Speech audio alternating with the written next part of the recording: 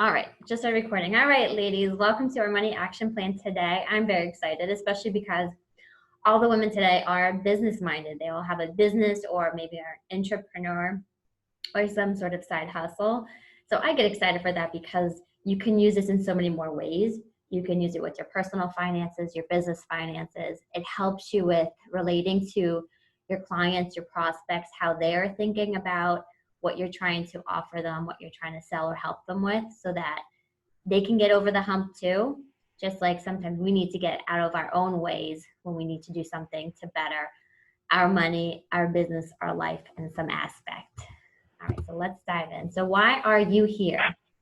To learn the game of money, what your money personality is, what does that mean about you, how you work with money, and what systems we have to help you work with your personality, because we're not trying to change who we are. We can change who we are. That's why diets are so bad, right? When we try to put ourselves on a diet and restrict ourselves from what we are naturally inclined to do, what happens? We go off the diet and gain back twice as much weight, right? Or same thing with our money. When we try to restrict ourselves so much with our money, what happens? The next month we go crazy. Just like after the shutdown, what are people going to do? Everyone's itching to get out and have a party, itching to go out and travel, because we've been restricted for so long, and it's not our human makeup is to be social, not to be isolated. So when we're isolated, we tend to act out. Our insecurities come to the forefront. So like I said, find new money systems to work with your personality. Walk away with tools to save more money, grow your money, pay off debt. So really my goal, and as we go through this, I want you to be very conscious of what are things that you can start doing today, tomorrow, to save your money, grow your money, earn more money, or to pay off your debt. All right, sound good? Yes. So I'm here because I want to help. A lot of these systems have been featured in Entrepreneur Magazine, Forbes, Oprah Magazine, Barnes & Noble, Alison Olivia, Lululemon. We've done book signings at those different places. Okay. And then a little bit about our community. My 2 books, Strong Women, Stronger Assets, Time to Refine, my latest book. We just had the 1-year anniversary for it. Not Your Father's Advisor is our blog, and I'm really excited because next year we are actually launching a new Pink Fix community where we are going to combine our Strong Retirement Club, our Money Empire program, and our Wine and Wealth Wednesdays all together into one ongoing community of support, accountability, and education. Okay. So I want you, especially when we go through the money personality types, to think about them in these 3 ways: time, money, people. These are the 3 ways that we invest. And I want you to take a moment to think about where you've been investing recently.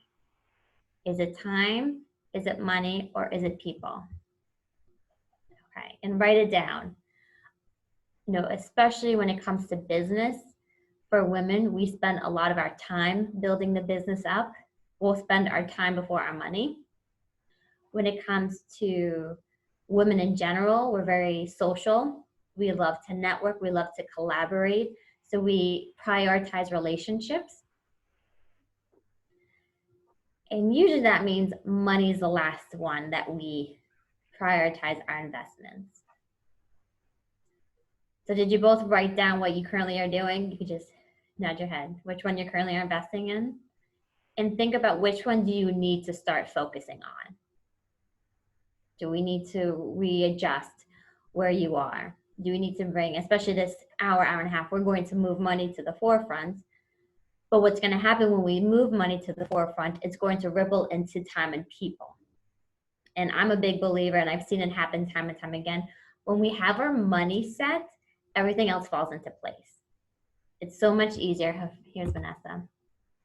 It's so much easier to navigate where we should be investing our time, what people we should be investing in and connecting with, because our money's set. And then we come at it from a very intentional place, and it's because it's part of our plan. So welcome, Vanessa. We're just diving in here. So if you've seen me speak, you probably have heard this before, but women spend 80% of the world's wealth. That's a lot. We spend 80% of the world's wealth. If you think about it, the women, we are the ones furnishing the homes, buying the groceries, buying the kids' stuff. But the problem, the disconnect, the gap, is we only make 10% of it. And this is why I'm so passionate about what I do and helping women get control over their money, getting them building wealth, earning more money, is because I want to close that gap. I want us to be making a lot more than 10% of it. And I want us to be a lot more conscious of where we're spending it, a lot more intentional with every dollar that comes into our world. Okay. And I'll give you an example. When we are in debt, the money that we earn isn't really our money, is it? It's the bank's money. It's the credit card company's money. So basically, you are earning money just to pay somebody else's bills. You are earning money just to earn money for the bank, not to earn money for yourself, but to earn money for that third party. And I'm a big believer, we need to get better at the game. How does that begin? So the money game really is wealth versus status. The problem and part of that disconnect comes because society has trained us to play the status game. I have this type of job. I need to have this size of a house, this type of car, these type of trips with my children, right? Because everybody tells me this is what I should be doing. This is what marketing is telling me to do. And that's my view of what success looks like. Earn $100,000, have this size house, this type of car, and that's success. And it really, if you look at it, it's scarcity versus abundance. Because status, you're always chasing something more, and you're never going to win. Because there's always going to be somebody who earns more than you that has a bigger house, nicer things. And status, you almost view it as, if my girlfriend just earned a $30,000 bonus or promotion, that means there's $30,000 less out there for me to earn. The wealth game is saying, if she earned $30,000 extra, that's awesome, because that means I can do it too. It doesn't just have to be her earning that extra money. I can do it too. And this is why I'm a big proponent in my group, my collaborations, my club, everything is group oriented, because when you see somebody else earning more money, paying off their debt quicker, saving more money, it gives you a lot of confidence that, well, if she's implementing the same system Jess is teaching me, then it's going to work for me too. It's really, if everybody earns more money, it raises the bar for everybody. Everybody benefits from it. When you think about that. Like Lauren is an estate attorney. If everybody has more money, they're going to prioritize their legacy planning. They're going to work more with Lauren. That's going to help Lauren's business. It's going to allow her to bring on more attorneys to help more people around her build their legacy plan. So it elevates everybody when you do the wealth. So it's always thinking more on the abundance and less on the scarcity. When we do scarcity with our money, it makes us, we start making decisions from a fear-based mentality. And that never works for us. Whenever we make a decision out of fear, it doesn't work out in the end, usually. Okay. I want you now to think about the first memory of money. What was your first memory of money? And usually it's very eye-opening to how we navigate money in general. And I'll give you an example as you think back to yours. My first memory was I had this little tin in my closet, and I would keep my money in there. And I loved to go in my room, I'd lock my door, open my tin up, and count my money. I loved money. I loved it. Somehow I knew the power, the magic of money, the influence of money. And my parents knew this too. So whenever I would have a tantrum, I was probably 10 years old, I would run in my room, lock the door, and they would come and they would bang on my door and say, Jessica Claire, if you don't open this door right now, we're taking away all your money. And it scared the crap out of me. That instant instilled a fear of losing my money. And as we talk about the money personalities, think about this. One person could take that experience and say, well, if my money can always be taken away from me, I'm going to spend it before you take it away. Another money personality could look at that experience and say, well, I need to hoard my money. I need to save as much money as I can, and the fear of it being taken away. But in both scenarios, that fear is driving the car. I'll give you another example of this. I was talking to a group of millennial women about money, and I asked them about their first memory of money. And the one said it was a lemonade stand. Anybody ever done a lemonade stand, cookie stand, something like that? And I said, what was it about that memory that's kept with you? And she said, it was because we made more money than the boys' lemonade stand. And I said, that is a prime example of wealth versus status. The status, we beat the boys. It was a competition. And you think about it, if they joined forces, they probably could have earned more money in total. But they were playing off of each other. They were competing. Sometimes people say it's the tooth fairy, or maybe it's something that your parents always said to you. Like you have to work hard for your money. That was a big one in my house. Or money doesn't grow on trees. So does anybody have their first memory of money? Anybody want to share what it is? I can share. It was a funny memory that you just triggered. So I had this like massive like Coke bottle. It was like as tall as I was, that like was a change collector. Oh, and like I know what you're talking about. and everybody would just put money in there, and I would like pull money out whenever I needed it, but I always knew like it collected up. So like when I wanted to like go out with friends or whatever, like I would roll the coins, because at that time like there wasn't like change machines. So I'd like roll the coins up and like take them to the bank and get like dollars out. Did it almost feel, because I remember those were so big, did it almost feel like an endless supply of coins? No, my internet's unstable. Jennifer, did it ever feel like an endless supply of coins? Because I remember that they were so big. Totally. Yeah. Yeah. That's something that's probably been, oh, there's always going to be money. Yeah. There's always going to be money. Okay. Now, what I've come to realize is money can buy you time or stuff. And when I first came out of college, I was like, wow, this is amazing. You get to earn money, you have this big paycheck, you can buy all this stuff. But usually you come up to a point in your life when you're going to now prioritize time.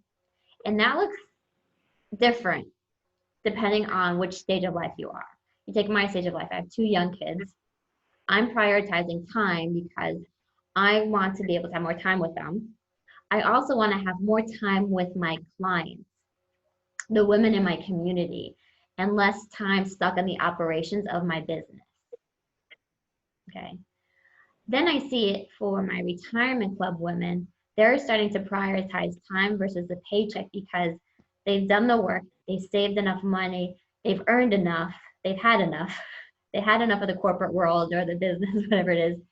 Now they're prioritizing time in their retirement.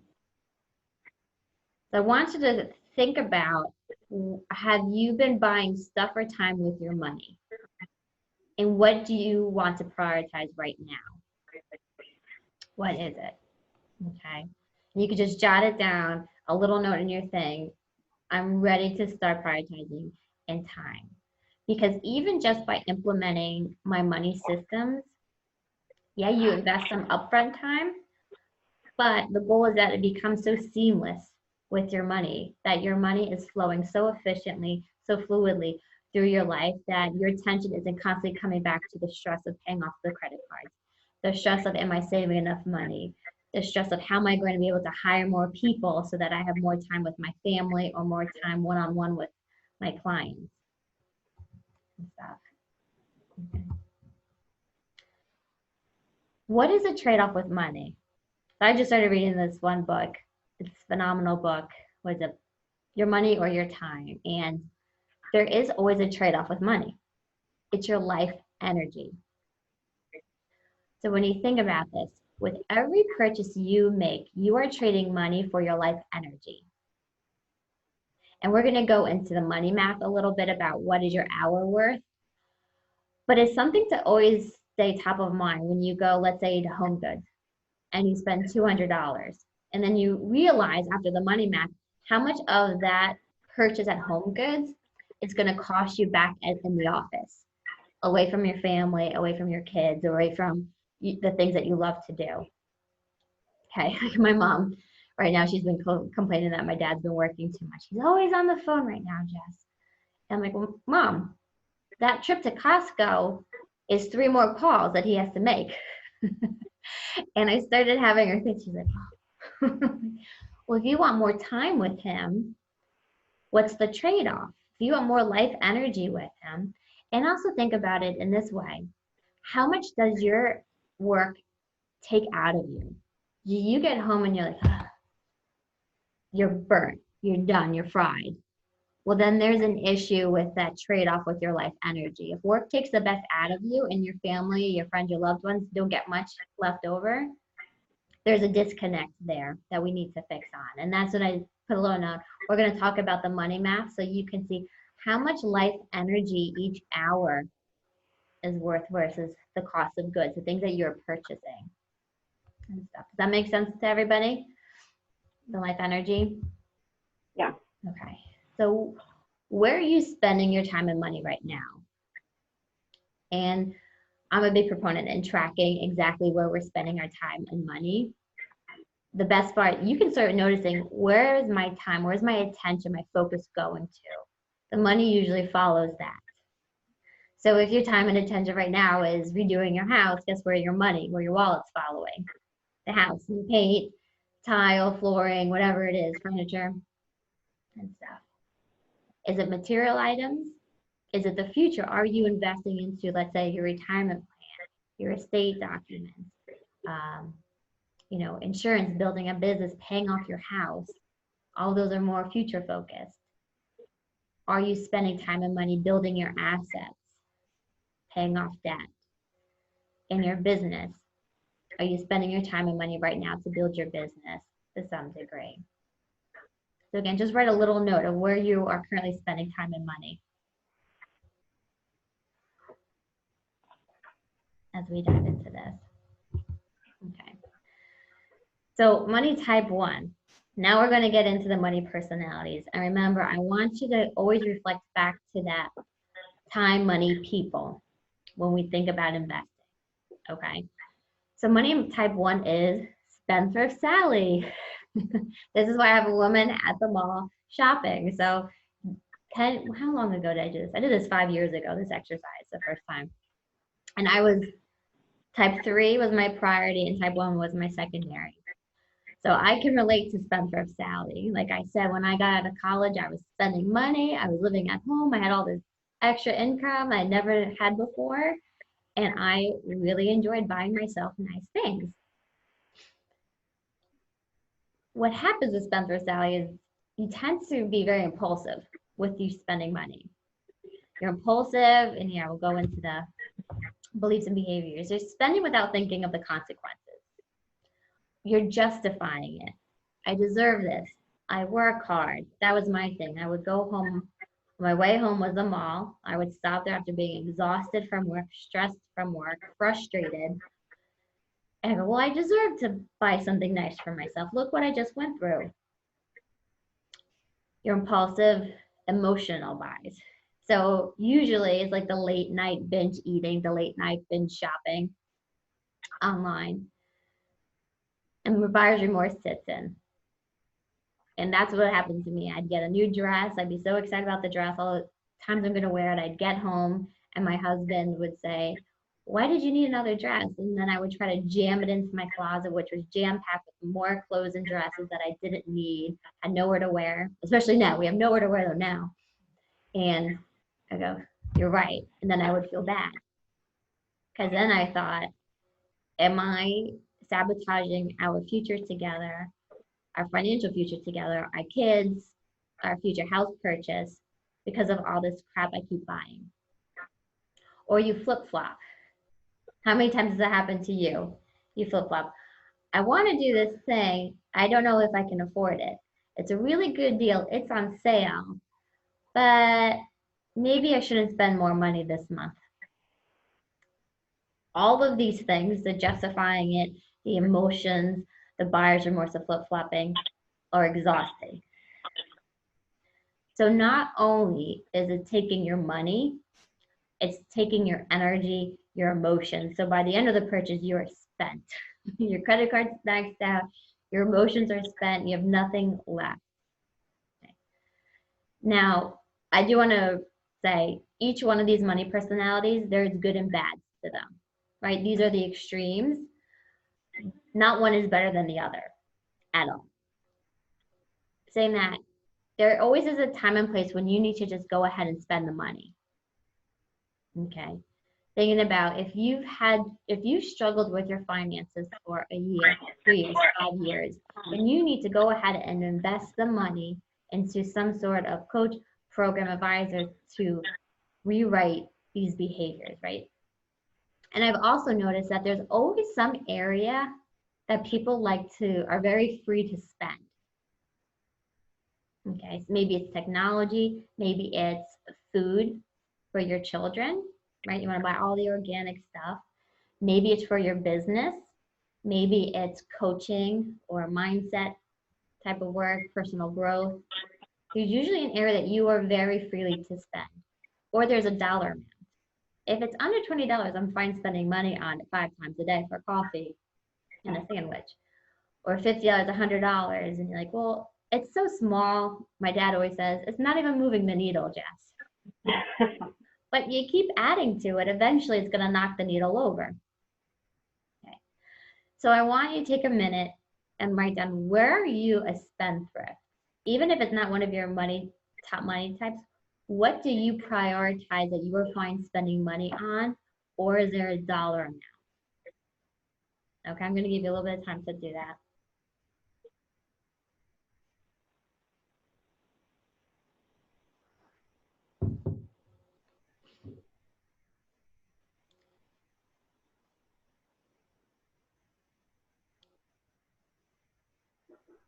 And as you write this down, I want you to meet Diane. So Diane and I met about 2 years ago. She was in a similar program to my Money Empire program. And she came to me a year after her divorce.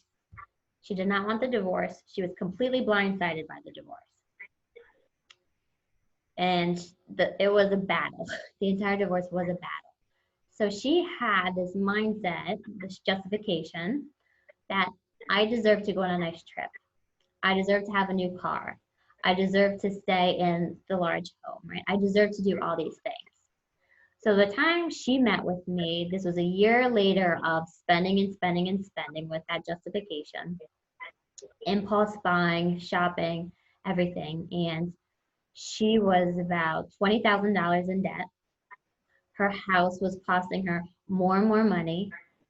And it got to the point where every month she was a wreck. She was crying, had no idea how she's going to pay all these bills.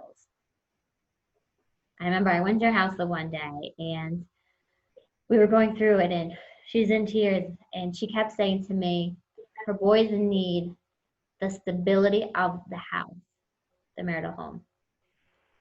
And I said to her, but what about the stability of you? Because her boys could see the stress it was on her.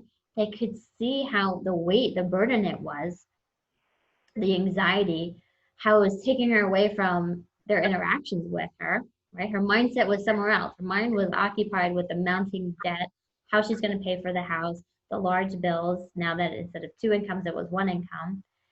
And I said to Diane, what about financial stability? Right? That's the first block that we work on in the Money Empire program is financial stability. Isn't that more important than all the rest? Because if financially we feel stable, we can then move forward with our goals and dreams. Our emotions will stabilize. our savings, our income, everything's going to start to stabilize and it's going to ripple into all the other areas of her life. So I said to Diane, before you make any decisions, whether money related or not, I want you to think about this. Is this going to get me closer or farther from financial stability? And that's the first time it actually clicked for her. And shifting our mindset from something that was more of a status thing, something that was material, the house, to the money, right? Really feeling stable and secure with her money. So what are the solutions if you're a spendthrift like me? I'm a spendthrift. Clarity on money and values. So I want you to take a moment right now and write down, why is money important to you? Is it to provide your family a better life? Is it to know that you can survive on your own? You can be independent. You don't have to depend on somebody else. Is it freedom? Is money a version of success? Is it security, independence? Does money give you time? Is it time? Is it moments with your loved ones, your family, or working on a business that maybe isn't earning as much money now, but it's what you love? And then under why money is important to you, I want you to write down your top 5 goals. Money or life goals, doesn't matter because it all relates back to money. I have this life goal of buying a house, this life goal of starting a business. Well, it still comes back to the money. Okay, write down your top 5 goals.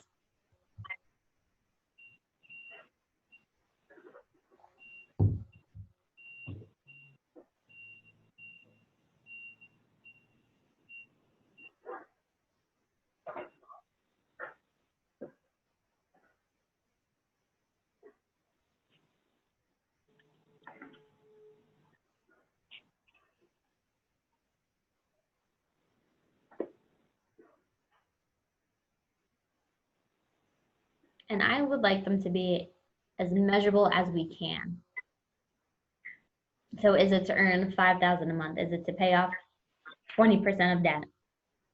You know, if it's a business, maybe it's to have 20,000 of seed money to start the business. Okay, so see if you can now make them measurable. And then I want you to prioritize them. Now, this is something we talk about in my Money Empire program, the different ways to prioritize your goals, especially when it comes to money. Because we look at the goals, what do we want? What do we need? But I look at them also, what are the risks to your money today and the future? And then looking at your goals, which ones are going to help manage and protect those risks first? Okay, like building an emergency fund, paying off your debt. That's going to help protect against risks of maybe losing your income, getting hurt, taking a sick leave from work, taking a leave from work to caretake for somebody. Okay.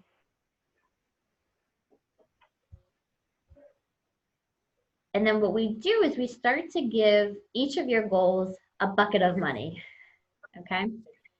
What you can do is now pick 1 or 3 of those goals, you know, however quickly you want to jump into this, and you can begin to implement my Stable Money Saver. And this is what the first thing we go through in my Money Empire program. So see if you can commit 1%, 2%, 3% of your money to each bucket, 1%. So let's say you get paid once a month, you will look at the 1% that hits your bank account and put 1% into that bucket.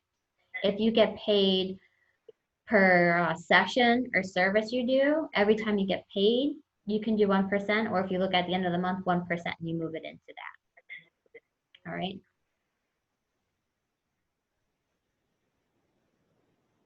So you start to slowly invest. Now we don't stay at 1%, but that's the start. We can't start with 30% of your pay and you have nothing left to live on. Okay. I have one couple, they were clients of my father, and they had $2 million in their 401ks, which was amazing, but they put so much money into their 401ks, they had nothing left to live on. So they had about $200,000 of debt, of credit card debt. that wasn't a great system in place because they were stocking so much money aside. They were racking up so much, 18, 20, 30% in credit card fees instead. That's what we want to avoid. So by my stable money saver, that's exactly why we do it slowly. So we slowly up it from 1% to 2% to 3% to get you on your way to moving forward. Okay. And we do accountability check-ins to see, can you raise it more?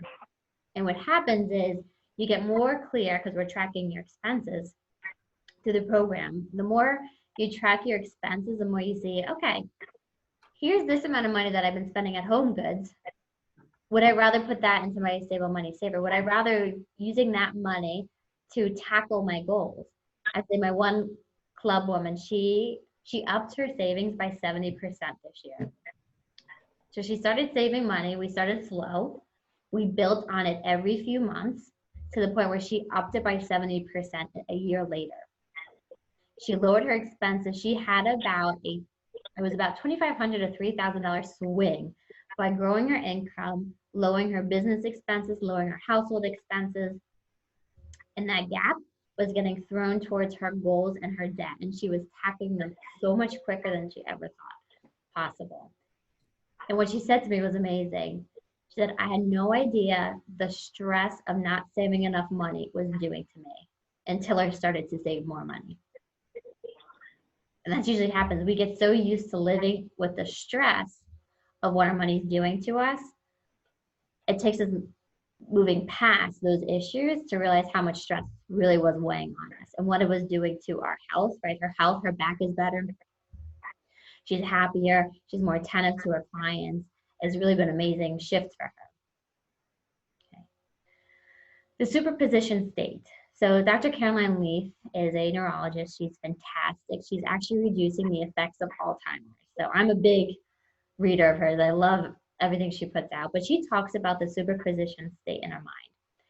And what happens when we have bad money habits, we don't even realize we're doing them because they're so second nature, right? We're just implementing it, right? We take out the credit card, right? That's a money habit. We just take it out each time. Maybe we avoid the credit card bills. So she talks about putting a pause between that second nature habit, putting a pause on it to think about what else could I be doing with this money? Why am I doing this with my money? Why am I doing this behavior with money? And you could almost say it's being very mindful whenever you get money into your house or you spend money, right? Mindful spending, mindful saving. The more we can do that, put the pause on, the more we can rewrite any bad habits we've created over the years, or maybe there are habits that we've inherited from our parents because our parents didn't know what to do with money. I call the fulfillment factor when you look at how much fulfillment is this purchase going to bring me. So let's talk about my example of me going to the mall buying a dress. The dress, let's say, is $200. And I buy it, I'm very excited about it for about the 30-minute drive home, and then I feel bad about it. So how long was that fulfillment factor? 30 minutes.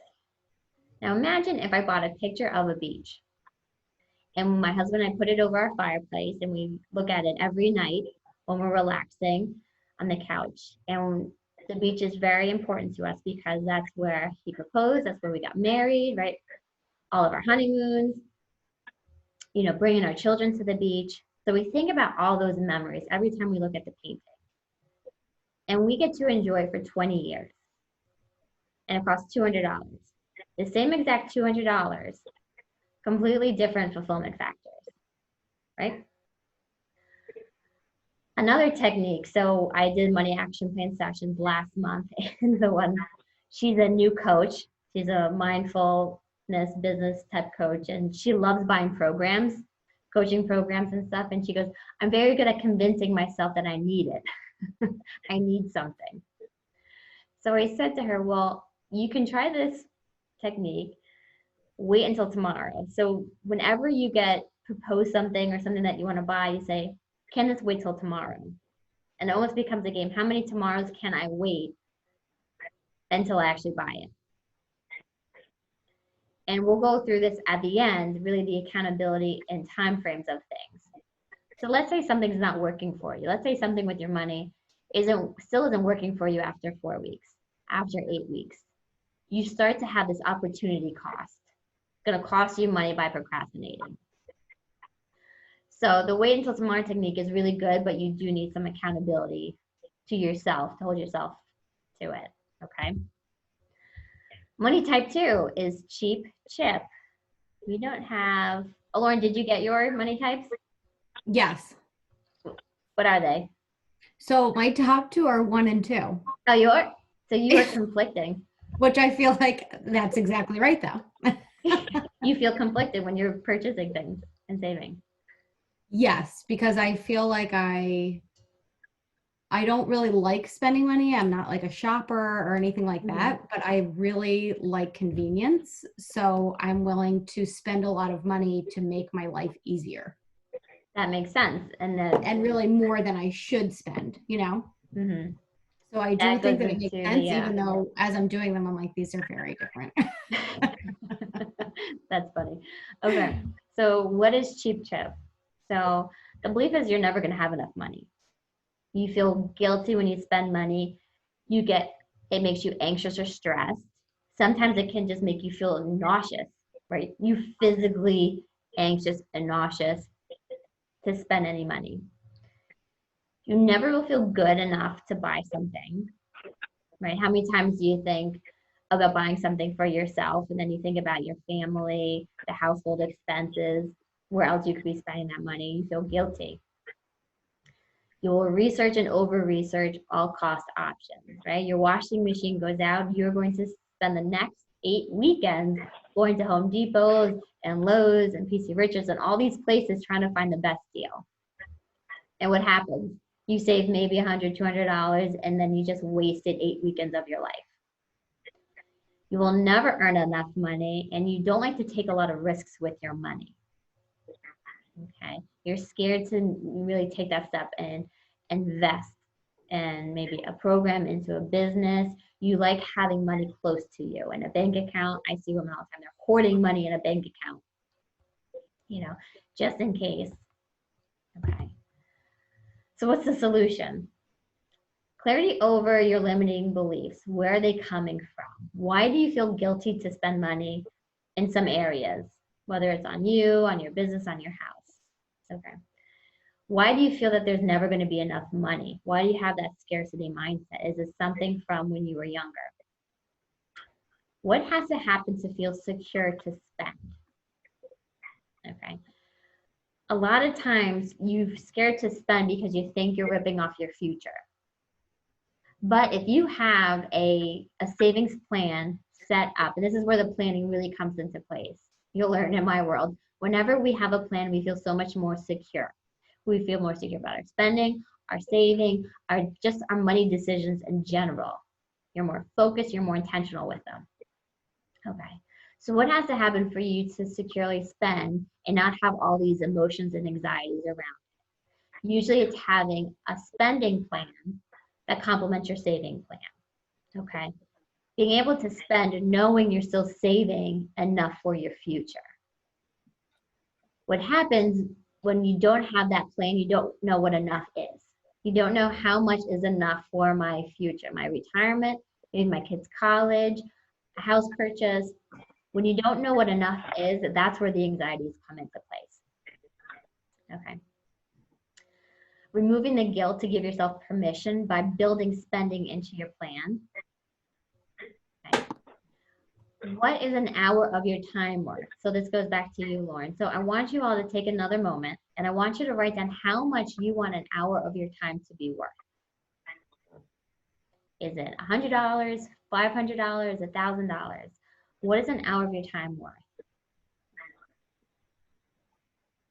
And then if you want to take it a step further, you can look at what is your annual salary and divide it by the number of hours you put into your business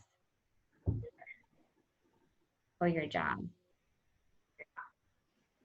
So you can see what is the realistic, what is my hour worth? And then I want you to think about what do you want your hour to be worth? So write down 2 different values. what you think you're getting paid for your hour now, and what do you want it to be worth? Okay.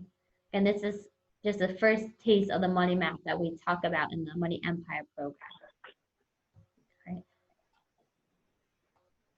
Because then we build into it, how do we get you to that number of what you want your time to be worth, so that you do have more time, you do have more money to offload things, like you said, Lauren, to other people, to outsource and delegate, or to have more time with your family, more time with your clients.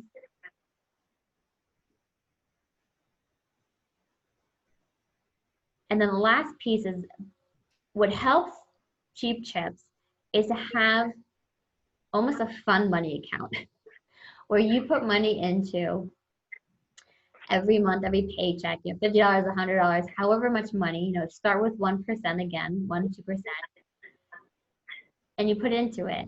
This is usually the first bucket that we create in the Stable Saver Money Saver.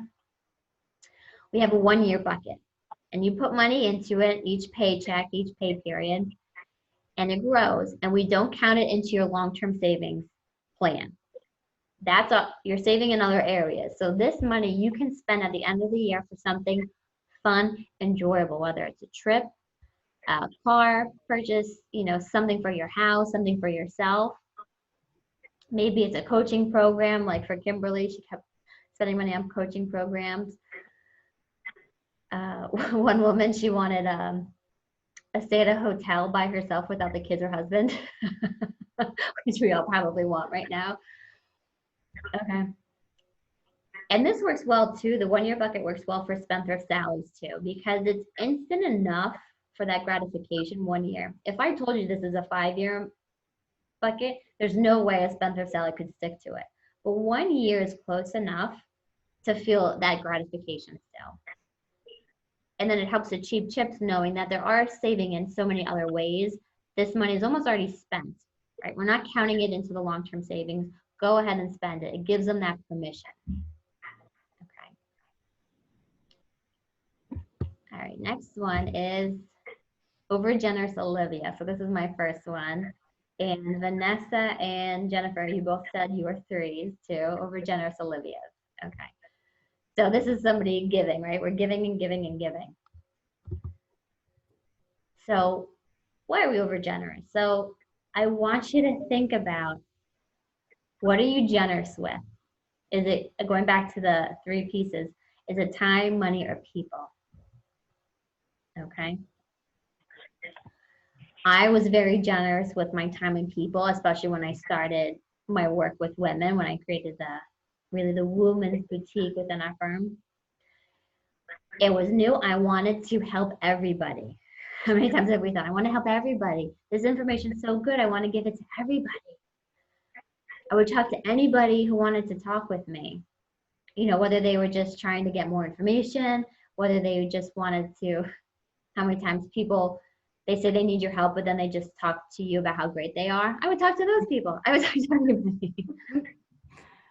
I wanted to help everybody, and I had a very hard time saying no, right? I didn't want to, you know, I didn't want people to have to pay to get their money straight, but then I realized the biggest piece with Overgenerous Olivia's, especially with business, if people don't pay, they don't pay attention. They don't value free. People do not value free. They will maybe for a little bit, but they're the worst at accountability. When you try to do a free service for somebody, they're the worst at accountability. And you end up doing more for them and trying to chase them to get them accountable. Mm-hmm. Why is it hard to say no? Right? This is another thing. People always asking you for favors. You know, can you do this? Can you do that? There's no real exchange of value. You really are just doing them a favor. You want to please everyone. You want to look a certain way around people, right? You want people to think, oh, she does everything. She's great. She'll never say no. She'll help you. Or low self-worth. So my mom, she grew up, her mother was verbally abusive to her, called her fat, dumb, ugly. My mom is gorgeous, bright, very intelligent woman. And it was really just my grandmother's insecurities coming out on my mom. But she spent her whole childhood trying to please her mom, trying to get her mom's approval.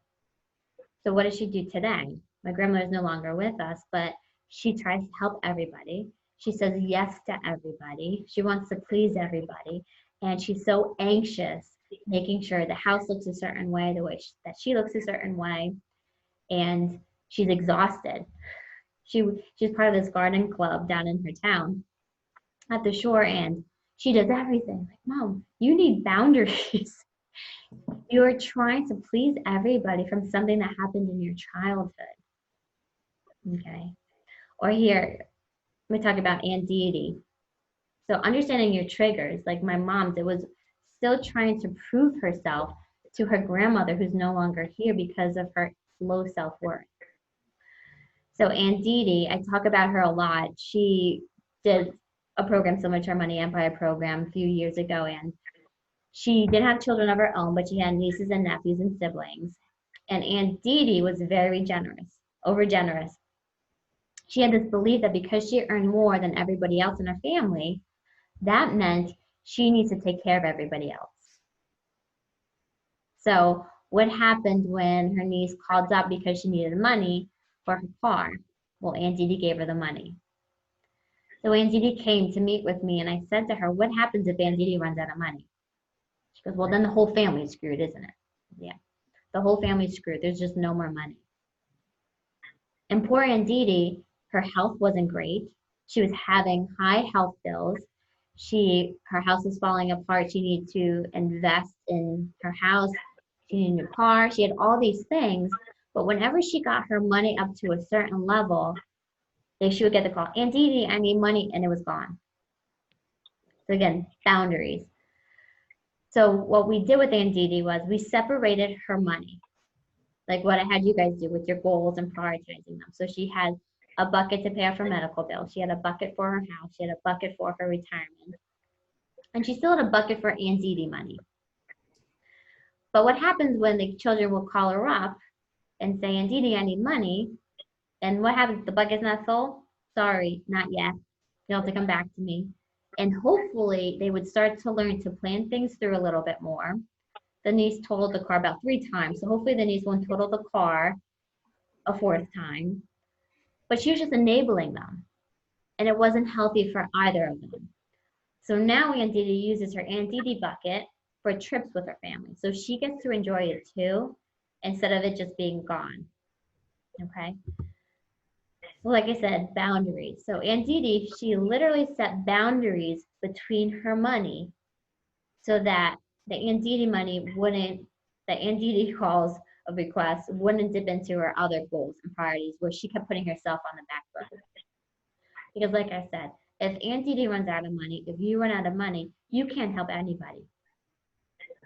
So if you're over generous, you need to put boundaries, whether it's on your time. Maybe I will volunteer a certain number of hours each month. Maybe I will help 1 extra person a month. In your money, maybe you have a bucket. Okay, this is the amount of money I'm okay with my spending on my children, let's say, or spending on family members who need my help, who aren't in the best financial situation. But boundaries are really important. So the dollar value of your time. So do you all have the amount of money you want your hour to be worth? I want you to go back to it and I want you to double it. So let's say it was 200, now you're doubling it to 400.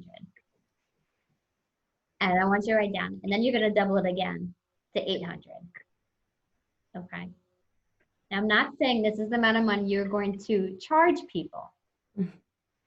But I want you to get so comfortable and confident with that. We'll say it's $800. With that $800, that when you go to somebody and let's say your service is really $300, that you are so freaking confident with that $300 because you know it's really worth $800 of your time.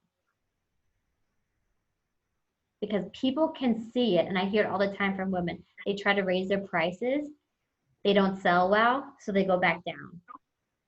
But it's because they're so uncomfortable with that higher number when they try to raise the prices. People can see it right away. Like, well, if you're not confident in that value, why should I feel confident buying from you and secure buying from you? So let's say now, well, I'm so freaking confident in my $800 worth of time that I'm going to charge $300. And I always think of my business coach when she was said, confidence sells, conviction convinces. So yeah, confidence, they can sell a little bit, but if you are so convinced in the dollar amount of your time, the worth of your time, you are going to do so much better with your business. And again, being organized to avoid overcommitment. So being organized with your week, knowing. So I work with Gail Kreitzer, who's a mental organizer, and she's the best at this. Once you get organized, you can say, if someone asks you for a favor, you go, well, let me look at my planner and I'll get back to you. You're not saying no, but you're making sure that you're not overcommitting so that you're run ragged all the time. Same thing with your money. And Dee Dee got very organized with her money so that she couldn't overcommit money that she needed for her house, her credit card bills, her medical bills. Okay. Organize with the services that you offer. What are your packages so that you're not making up things on the fly that you are so convinced because this is a package, it's proven, it works time and time again, this is the one for you. And being aware of the triggers. Like I said, are you trying to please somebody? Are you trying to help everybody? What are those triggers so that you can be more conscious of it instead of overcommitting? You're going to be, okay, I'm trying to help everybody, but it's going to take 10 extra hours of my time trying to help everybody this week. All right, I need to take a step back and rethink this, help everybody. And like I said, people don't value free. They don't in the end. Okay, money type 4. This is delusional Dan. So Vanessa, you are a delusional Dan. So delusional Dan, think big. You ready? Think big, talk big, act big. So in your world, even if this wasn't one of your primary types, do you tend to have very big dreams? Do you take very big risks? What does that look like for you? There really are 2 different types of delusional Dans. They're the ones with the big dreams and goals with no follow through. And y'all can probably think of somebody in your life like that. They're all talk and no game. And then there's the ones that have the follow through and you sit back in amazement. Time and time again, they say this crazy dream and they do it and it amazes everybody. Okay. What's the difference between them? It's the action. It's having a plan in the action. I've noticed with delusional Dans, sometimes you have a big dream or goal and there's a reason you're not taking a step forward with it. And I'll give you an example. So Joanne, she was in our retirement club, our first one, and she left the corporate world, hated it, went to culinary school and became a baker. And she had this dream, this goal to open a bakery one day. So she started at the ground level. She started working in bakeries, learning the flow of it, the business behind it. And every year, for 4 years, she would come into my office. We would run her plan of how she's going to set up her bakery. We did the money math. We did the work. She could do it. She could do it and be financially secure. And every year, like, well, what's going on? Why aren't you moving forward with it? And finally, I asked her, do you think it's because you really don't want this? It's a very cool dream. It seems like the next step when you're in that world. And she said to me, you know, Jess, my knees are shot. They have arthritis. I hate the bakery hours because you have to wake up at 3 a.m. You're there till 9 o'clock. The holidays are jam-packed. So with the time that you want to have with your family, you don't have the time. You're stuck at the bakery. And she goes, you're right. I don't. I don't want it. So something, and maybe it just shifted as she learned the world. So it's not bad if you have this dream or goal that no longer really lights your fire, that you're not excited about anymore, right? Our priorities shift and mature as we go through life. So for Joanne, it was finding a compromise for that. So right now she bakes She does small weddings, she does small orders, but she still bakes out of her house and loves it. So like Joanne, there was a lot of talk and no follow through. What's the reason? Is it because you just don't know how to start? Or is it because you might not really want it? And sometimes, usually, you procrastinate them. Or you're so busy, you're like creating content. I see this with a lot of women business owners. We're constantly creating content. Like, I just need to create it, then I'll sell it. No, you should sell it and then create it. You know, have an idea in your mind, but sell it first to make sure people want it. Otherwise, I see it all the time. They have all these amazing packages, but it doesn't resonate with anybody, so they can't sell it. But they put all this work into it, so they're so stuck with, I need to sell it, I need to sell it, but it's not what people really want. Okay, so what's the solution? Needing an action plan with a mentor. That's the biggest piece, is having somebody there to help you navigate it, especially if it's this huge dream, right? How are you going to get there? I see all the time. I want to write a book. People always ask me, how do you write a book? I want to write a book. Well, I didn't do it just alone. I had a coach. I had somebody to help me with it. This is what you start with first, an outline.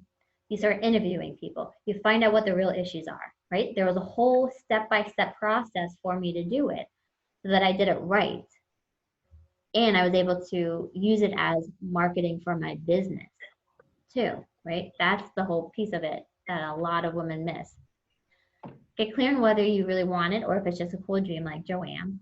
Surround yourself with people who have done it or are doing it. That's another big reason why I have these group programs, so that you are among your peers who are chasing the same thing that you are, right? So they're going to ask questions that are going to help you out. They're going to push you. You're going to be held accountable to them. And the same thing for my own business. I have a very tight group, kind of a mini mastermind of women financial advisors and money coaches. Right? My best friend is an advisor 10 minutes from me. And we never feel we're competing against each other, but we know we have each other's back. We know exactly what the other one's going through because we've been there or going through it. And it helps us so much more. Chunking down the big dreams, right, from A to Z. Let's chunk it down from A to B to C to D. And taking those dreams, the goals, and making them into small daily tasks. Implementing one task a day or a week to move forward. Okay, that's why we started doing our Money Empire accountability check-ins every week. You had one task a week to do. Every week we would check in to make sure that you're doing it. Or if you're not doing it, what's going on? Are you having an issue with it, a roadblock? Or maybe you're avoiding it, which will lead us to our next money type. And really planning before you spend, researching before you spend. So it's opposite of Cheap Chip, who over-research. Delusional Dan should take a little bit more time looking at what are the logistics of this idea. Okay, I have this big dream of this business, but are people really going to buy it? Is this what they really want? Or is this just something that I think would be really cool? Okay. And my coach calls it basically interview your client. You can even talk to current clients and say, I have this idea. Do you think it would be good? Is this something that you would want to do? Do you know somebody who would want to do it or could use it? And you get so much value just by talking with your current clients. And the win is also your clients feel like you really care. You really are trying to help in something, to help an issue that they're dealing with, not something that you think they're dealing with. And money type 5 is avoider owl, which is blindfold on. Jessica, I'm so sorry. I have to hop on a call. Oh, no problem, Lauren. But I'll follow up with you on email, okay? Perfect. I'll talk to you soon. Thank you so much. Okay, so this is the last one. So avoider owl, are you avoiding a pain or guilt when it comes to your money? What causes you pain with your money? Is it debt? Is it because you're not where you want to be? Is it low income or savings? Now, nobody said they were an avoider owl, but there are times that we avoid it. Maybe it's just an expensive month with our credit card bill. Or I saw it all the time with the shutdown. People told me they literally shut down when it came to their money. They didn't look at their investments. They didn't look at their expenses, their income. They just went complete avoider owl mode. Why are you avoiding? So again, that neurologist, Dr. Caroline Leaf, She explained why we procrastinate. You know, it's not because we actually want to procrastinate, but it's usually because we get overstimulated. You think about it, you Google how to pay off credit card debt online. You are going to get 1,000 different answers. So you're overstimulated right away. Then you get overwhelmed. There's too many options. How do I know which one's the best one for me? Then you get disorganized because you start reading things all over the place. Everybody's trying to give you their 2 cents of how to do it best. And then you just get uncommitted because like, I don't know how to begin this. I'm way too way overwhelmed. I'm disorganized, no idea where to start. So I'll procrastinate, right? It's not our intention to procrastinate. Okay, something in the chat. Oh, learn, succeed. Ooh, what am I doing? It's learn, succeed, grow, I believe, Jennifer. It's a hefty book, but it's very good. It takes a bit to go through. Okay. All right, so that is, whoop. Okay, so what's the solution? Oh, we missed one. A community group with accountability. For Avoider Owls, it's so important to be in an environment that is going to encourage you to deal with your money issues and to make you feel empowered to deal with them. Not scared, not disappointed or frustrated or let down. I know there's one business coach that I spoke with, and I said to my husband afterwards, you know, I felt really bad about my business after I spoke with her. He's like, don't work with her then. Why are you going to work with somebody that's going to beat you down every time and make you feel horrible instead of getting you excited about these opportunities to make a change? So having that type of environment is very important. Making a money date with yourself, spouse, or partner, or business partner to look at it and reevaluate. That's the biggest reason why I encourage everybody to track their money, their expenses, their income, their time on a monthly basis, because every month you can have that money date and see, how did I do this month? You know, was I able to lower it? Was it more expensive because of we need a new refrigerator or the kids needed something extra? That helps to hold you accountable. Having an accountability buddy. So I still have my accountability buddies. We help each other tremendously. They cannot be a friend or a loved one, because what happens when you start making major changes in your life and with your money, your business, you're going to feel a little uncomfortable, right? Everything that we want is outside of our comfort zones. And our loved ones don't want to see us like that. They don't want to see us uncomfortable, you know, anxious, a little nervous. So they're going to say, you know what? Go ahead and have that glass of wine. Or my mom always says, you know what, Jess, you should take time away from work. She would be a horrible accountability buddy. At the mall, go ahead and spend that money. You deserve it. You deserve to buy that thing for yourself. So having an accountability buddy outside of your social network, and preferably somebody who wants the same things that you do. How to make money a game, something positive. Okay, setting attainable tasks to build beliefs and confidence. And this is the biggest one, taking action first, right? We can spend years working on our money beliefs. We can spend years working on our money mindset. The quickest way to build belief is to take action and see a good result. That's going to build your belief. That's what's going to get you to see success the quickest. Take action. But it's not blindfolded action. It's intentional action. Intentional action, because you have a plan. You have somebody guiding you. You have an accountability buddy to keep you in check. And you're taking action each day to keep yourself moving forward. Okay. So we are going to start to wrap up. What are your top 3 money goals? Okay, so now you can write them down. Maybe you have them from the beginning. What are the top 3 money goals? I'll give you a minute to go through those. I finished my tea.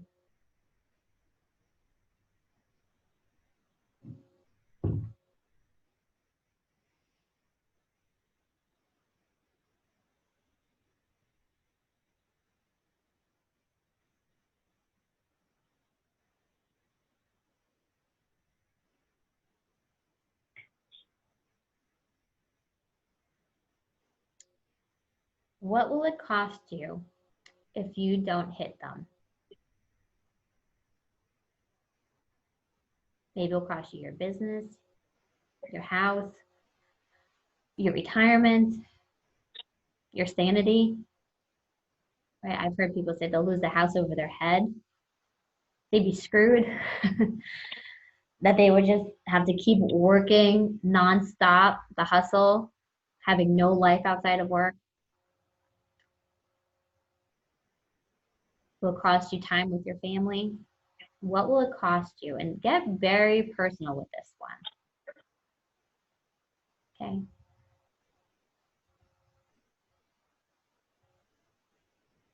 What's the underlying reason? I have had women say they wanted a change.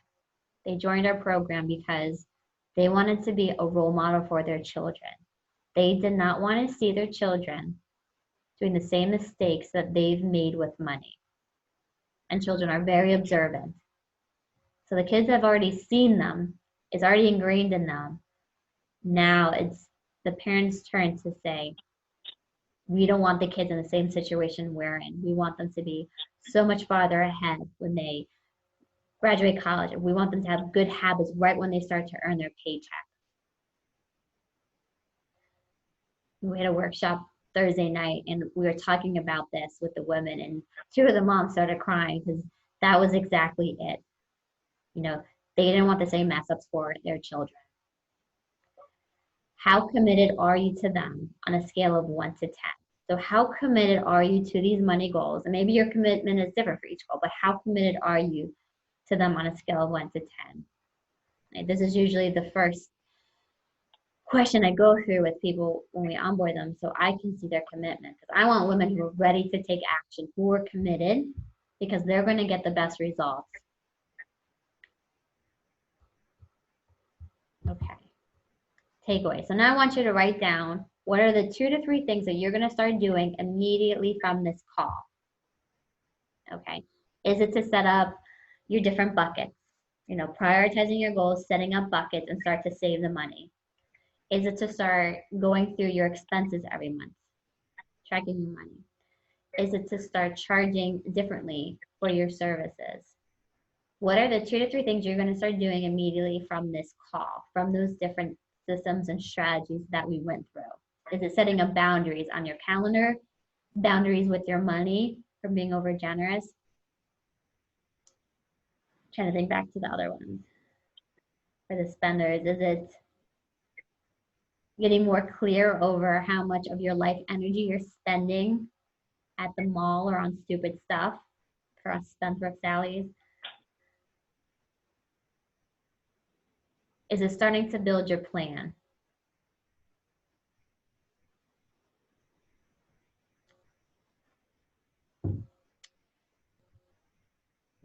And then what do you need going forward? Was this enough? Do you need ongoing support? You know, all of you are going to do a 50-minute one-on-one call after this. So we can go through that on the call. What do you need going forward? Like, who's going to be the next person to keep you moving forward? Do you need to create your plan? Do you need to start implementing these money systems? Do you need to start tracking your money? Who's going to hold you accountable, right? What type of support? So you can start thinking about it now. What do you need going forward? And like I said, if you aren't ready yet to, you know, jump into one of our programs or to work with somebody, give yourself a time frame and really hold yourself accountable to it. I'm going to try these things from this call today for 4 weeks. If I'm still struggling with it, then I'm going to call Jess. Or, you know, if I get my money, I have one woman, she's actually starting to save for one of our programs. You know, you can do things like that. So give yourself a time frame, hold yourself accountable to it so that you do keep moving forward. This isn't just something that you did once. It was good, it was informative. You wanted to implement things, you didn't know how, and life got in the way. That's my biggest fear. I want you to keep moving forward. You invested time and money in this today. Keep it going. And my goal for you is to breathe, right? To have that breathing room in your cash flow every month. That breathing room in your savings every month so that it's not so tight. You know what you're doing, right? You always have options. That's one of the biggest things. That's what we go over in the second piece of our Money Empire program is the security.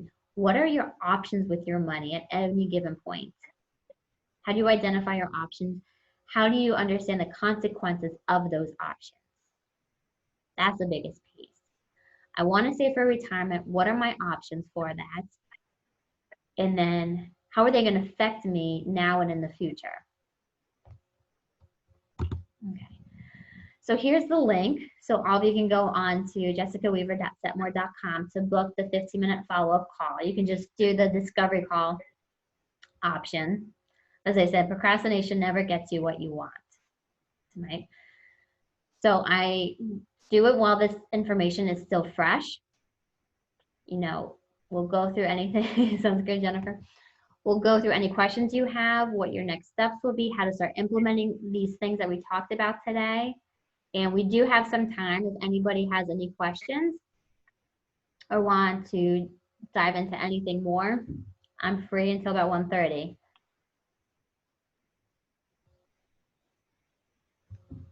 So how do you decide how much to put in the bucket? So like, let's say I have a debt bucket, a fun bucket. Like, is it based on like your last 3 months income?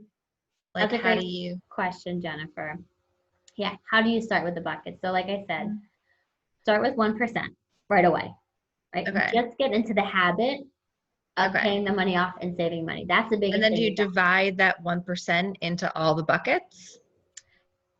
Start with 2 to 3 buckets. Okay. Okay, so each 1% goes into each bucket. So if you have 3, then it's basically 3% each going into the, okay. Yes. And I'll Gotcha. give you an example. What happens after that is you start with 1% because, like I said, you want the habit. Habits take what, 63 days, right? Then we're going to have tiers. So according to your goals and the priorities and the risks to your money, we're going to then tier it. Okay, we get you to saving X amount into this bucket. Now we can bring on our third bucket or fourth bucket. So here's an example. I have a call with one of our Money Empire women, actually right after this, and she wants to pay off debt, buy a house, build an emergency fund, and save for retirement. So she has those four money goals. She's like, how do I prioritize them? So I said, well, the risks to your money right now are your debt and your emergency fund. What happens if you lose your job or your income, which is a very real threat in today's world, or our income gets hit. A future risk is retirement. So that's what we're going to start with. Those are the 3 buckets we're going to start with: paying off the debt, building her emergency fund, saving for retirement, right? We went through, once she pays off one of her debts, we're going to add in her house bucket. So the money she was putting towards that debt will now be spread among their emergency fund, house bucket, and retirement, and any debt she still has. Okay, once her emergency fund gets to a certain level, the money she was putting towards that is then going to go towards her house money, her retirement money, any outstanding debt. Okay, so we start to build from there. So your plan matures with you as you hit the different goals. Does that make sense? Yeah. Okay. So you can start thinking about how much money do we want in this fund bucket? You know, is it a few $1,000s, $5,000? Once we hit that, do we add in another bucket so that you're still saving the same amount of money? You're not then going to spend it. Right. And you keep building according to there. When it comes to the debt, how many cards do you have? Or are there different? So for my business, I have 2. 2. Okay. So then we will look at which one do we want to tackle first. Okay. Right. All right. So you pick one, and then, so let's say, like, how much over like the minimum payment, in your opinion, should you be paying? So that is going to go into, again, what are the risks? So how much do we have in an emergency fund? How much do we have in all the different buckets? How much extra money do we have each month? Yeah. Well, I assume it's really more getting me out of my business debt. Like my family has that's a separate bucket, which has plenty of money. It's really just my business money that I'm trying to, like get at least, down to like maybe $5,000 in my, debt cycle. Okay, got it. So one way is to, as you start tracking your income and your expenses, how much money extra do you have? Mm-hmm. And going through really doing the money math. If I apply an extra $200 a month to it, how quickly will I get out of this debt? Okay. Is that fast enough for me? Do I want it faster? And that's when it becomes a game. Do I want to cut out this expense so I pay this one off even quicker? Mm-hmm. Right. And going through both, and you can also, so we have a whole worksheet in the Money Empire program, the snowball. So you can see exactly how quickly you can pay it off based on different amounts that you're going to add to it and how much interest you're going to save too, based on which one you're going to prioritize first and how much extra you're going to put towards it. Right. So that's helpful for people like, okay, let's take retirement. We'll talk about, I have a woman in the club, she wants to pay off her credit card debt and her mortgage before retirement. So we go, this is how many years we have. This is how much extra we're going to have to put towards it to pay it off by the time she hits retirement. Okay. So that kind of starts to build your plan too. Right. That makes sense. Okay. And stuff. So yeah, we can talk about more of this on our one-on-one call. Okay. Too. And yeah, if you have any of that extra information, we can dive deeper into it. Okay. All right. Cool. Was this helpful Thank for you? Yeah. It was good to go through the different strategies and see, like, I have like little bits of all of them. So, that was, it was helpful to learn each type. Yeah, sure. we have the same money types, 1 and 3. Yeah, mine's reversed though. Yeah. So mine were close together, but Yeah. it's true. All of them will resonate with us in some area. Of Yeah. life Mm-hmm. and stuff. So I'm glad. Perfect. Oh, Thank you. You're welcome, Jennifer. I'll look forward to Take talking care. with you soon.